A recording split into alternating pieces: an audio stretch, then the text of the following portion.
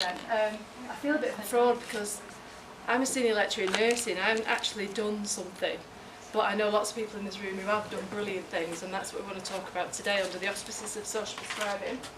So, as a typical academic, I wanted to point out some of the impact that green spaces have on health and well-being and why it's of importance. So we know that Salford is made up of a fifth of green spaces. It's our biggest natural asset. Over the past few years, we've been working with aspiring communities together. Yes, there you go. And we've been mapping out what's going on just across Salford. And I wanted to use this lens, typical academic. I know it looks not at all funny, but essentially there's three levels of nature that we can attribute health and well-being to. Okay, so Jules Pretty talked about these three levels of nature, and you can see them on the left-hand side. Okay, so we've got the big view, so a simple view, such as looking out there to Peel Park, can actually enhance our well-being, and we know that there's an evidence base for it. In hospitals, if you put a room with a view of a tree, and not a brick wall, of a tree, people with after operations are more likely to recover quicker, need less painkillers, etc. I know one of my advanced practitioners that's working in a local hospital. She's trying to get the view changed for people who are in intensive care, because at the minute they have a frosted window, and what she wants them to do is look outside, so they're going to physically push them outside. So having a view is really important, okay? And I know City of Trees is in the room here somewhere. Looking at a tree has positive benefit outputs. The next layer is actually being in nature. So that's things like walking your dog, getting out there, playing in the park, doing all of that wonderful things that you do in parks. Bandstands could be one. Irwell Vale Oasis is a fairly new development where they're trying to get people up walking through there. And the impact of that on our health and well-being is pretty obvious. You're out there, you're walking, you're taking in nature, you're meeting, you're reconnecting, you're working with others, you're meeting others. And then the last circle, the sort of green circle, and actually on my computer these are actually green, not pink and orange, I've just realised. The irony there. This thing called green care, and green care is something that is a prescribed activity. It's something that people go along to. It's things like social therapeutic horticulture.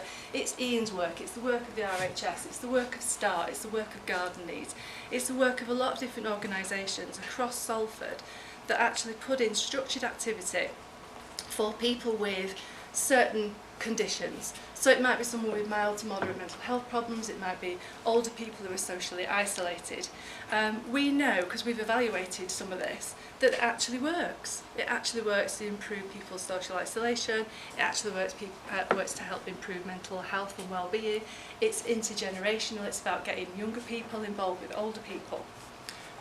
So we know all of this works, and those three levels is always helpful, I think, to understand at what level is nature working and green spaces working for different types of people in different contexts. So we know there's a really strong evidence base.